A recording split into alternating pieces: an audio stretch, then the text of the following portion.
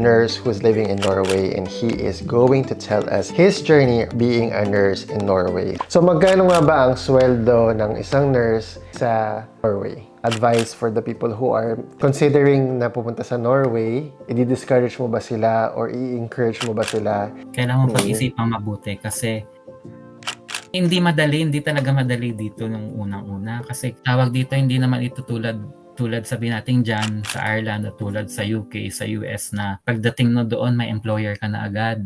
Pagdating mo doon may bahay ka na agad. Pagdating mo doon may mga kasama kang Pilipino. Dito hindi ganun. So iba dito, parang survival of the fittest. Ang dami kong iniisip noon kasi tawag dito yung visa ko maandar, 'di ba, pabawas ng pabawas. So ang ginagawa ko bukod sa na ganyan, linis, ipon ng bote, kuskus ganyan. Mag-ano rin ako, bukod din sa konting padala ng nanay ko, tawag dito, nag-a-apply rin ako talaga sa mga nursing home. Kasi yun naman talaga kasi yung madaling access ba, 'di ba? Yun ang madali kasing access pag sa hospital kasi ang hirap makakuha ng work sa hospital agad-agad lalo na yung language. Tapos apply nun, walk-in ako, apply ako dito, apply ako diyan. Hinahanap ko sa nursing home pag pumunta ako agad yung pinaka-leader. Kasi yun yung way ko rin na para matuto rin ako ng language kaya ako nag-a-apply kung saan-saan. Nung time na yun, ang hirap din, ang dami kong envelope na nakuha galing sa mga institusyon na sabihin hindi ka nakuha Yung hirap na yun tawag dito, yung maghahanap ka. Ginawa ko na lang din na positive kasi at least doon natututo akong magsalita ng language nila. Na lang din siguro kung anong plano ng Diyos sa'yo talaga. So yun, apply ako. Pag hindi ako nakuha doon na pag-uwi ko ng bayan, naisip ko bakit di ako nakuha. Nasulat ko. Tapos pagdating ko sa susunod na maka-interview, hanggang nasanay ako magsalita sa interview. Hanggang kaya ko na ibenta yung sarili ko sa interview. Hanggang ngayon, nakukuha na ako lagi. Ginagawa ko yung mga interview na yun kahit hindi ko gustong puntahan, pinupuntahan ko kasi inisip ko, pag sa mga susunod kong gusto kong puntahan na itong gusto kong mapasukang work, makukuha ko. That's So very yun powerful. ang nangyari, nakuha ko din naman siya. Yung mga challenges, ginagawa mo siyang training ground para sa susunod na gagawin mo, mas better ka na. Sabi nila, di ba, parang hindi ka pwedeng mag-expect ng different na result if you're doing the same things over and over again. You have to do things differently. Parang kagaya na ginawa mo, hindi ka natanggap, ano yung bakit di ako natanggap. So, nire-reassess mo yung sarili mo at the end of the day of the interview.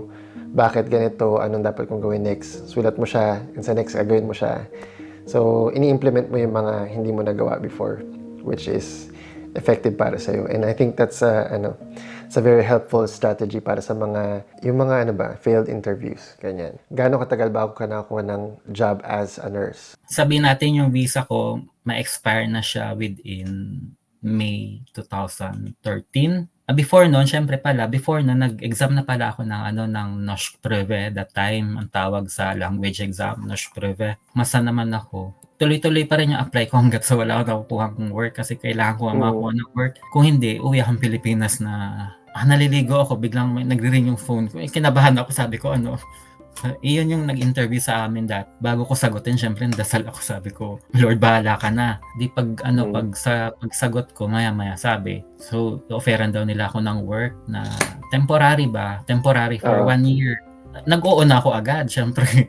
Yung kaba ko noon, sabi ko, hindi ko maintindihan ba? Kasi sabi ko, kinikilabutan ako kasi sabi ko, dasal ako noon before nung tawag na yun, Bob Weeks, yung days before nun, sabi ko, Lord, bahala ka na. Kasi sabi ko, kung uwi man ng Pilipinas na walang-wala, baka may ibang plan pa. So, doon na, nag-stay ka na. Oo, so doon na sila yung unang-una nagbigay sa akin ng visa, na working visa. Imagine, so sabihin natin may 1 week, 2 weeks na lang akong time frame para umuwi. Grabe, talaga binigay talaga sa inyo on the last minute. Binigay sa inyo ni Lord on the last minute. Yung unang work ko, yun sa mga mentally retarded institution ba? May autism. So after doon, dahil temporary ako doon, nag-apply ako sa nursing home na. Doon ako natanggap sa nursing home after a year. 2014 hanggang 2018 nasa nursing home ako. Oo, bilang nurse assistant. So ngayon ba, hindi pa rin kapag pagpunta sa Norway, wala bang mga option na nurse ka na agad? No. Paano nangyari yung transition na from nursing assistant, paano ka nag-proceed or progress to bilang registered nurse? Nag-send ako ng application ko sa school, university dito, kung para ma-assess nila kung pwede akong mag-further para maging nurse dito. Yung sa work namin, sila yung magpapaaral pero magbabind ka. Eh, hindi ako Oo. nagbabind eh. Sa pinagtatrabahoan mo ngayon, ano yung mga biggest challenges na na-experience mo bilang ICU nurse sa Oslo? Una-una, syempre, yung language. So, yung language, pag napunta ka dito sa mga ganitong lugar na hindi naman English, kailangan continuous pa rin yung language learning. Northern dialect, they would just say "jeg kom fra" instead of "jeg kommer fra." Yung syempre makikisama ka sa kanila, sa local nila. Tapos yung bigat ng trabaho although yung sa ICU dito 1:1, pero mabigat din kasi syempre ang dami mong iniisip, ang dami mong gagawin sa patient. Pero kasi kahit saan namang work stressful talaga Kamusta yung yung treatment ng mga nurse, sa mga nurses diyan? Like treatment ng doctors, treatment ng mga relatives, ng mga nurses. Dito sa Norway merong equality. Parang sa inyo rin, dito wala kaming sir at ma'am. Tawagin mo yung pangalan nila, mga boss mo, first name din nila. Hello? Yo, Keith, what's going on, man? This is Anthony. I can't make it. I'm sick. Yeah, it's probably cancer or something. Oh, dang, man. Bilang nurse o kaya ICU nurse o anumang klaseng nurse, may voice ka rin naman sa patient. Hey Joe, patient came in with a GI bleed. I got the hemoglobin back. It was 5.6.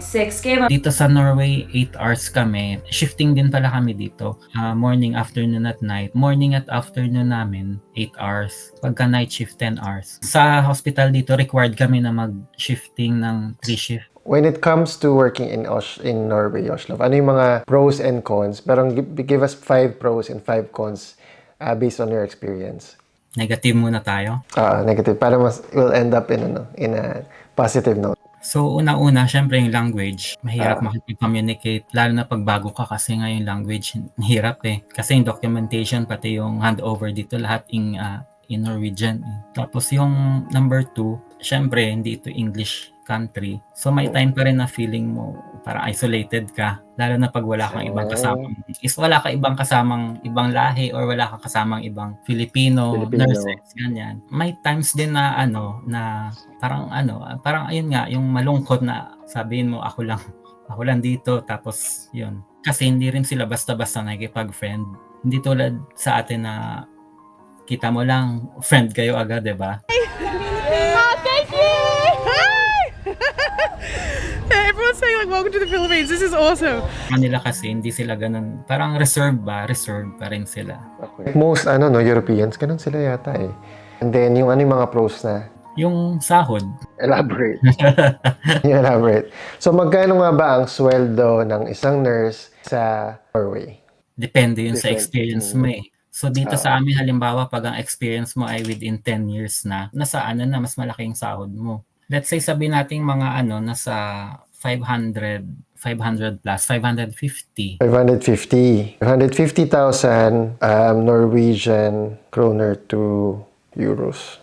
48,674.99 euros per year annually ang sweldo, like 10 years plus.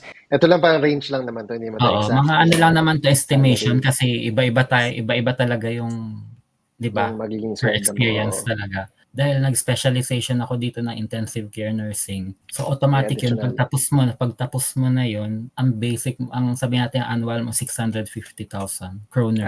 Okay. So pag pag-specialize ka, meron talagang Mataas din specific siya, na oo. annual. Okay. So nasa nasa 50,000 plus euros. Cost of living. Siyempre, ito yung sweldo ko. Paano ba ang cost of living sa Norway? Makakaipon ba ako? Makakapagtabi ba ako? So, let's talk about very quickly yung mga binabayaran mo, magkano yung inaalat mo for rent, food, and miscellaneous, mga ganon.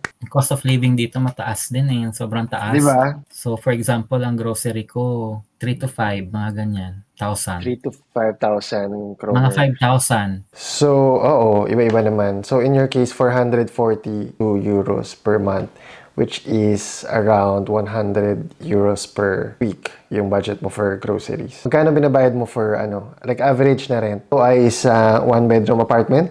Mga sabi natin mga 6 to 10, mga ganyan. Around 800, siguro mga 500 to 800 euros.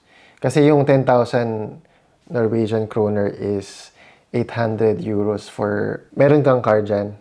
Nagko-commute lang ako dito. Ang expense mo lang is yung bahay and then yung food. Bahay pagkain ko.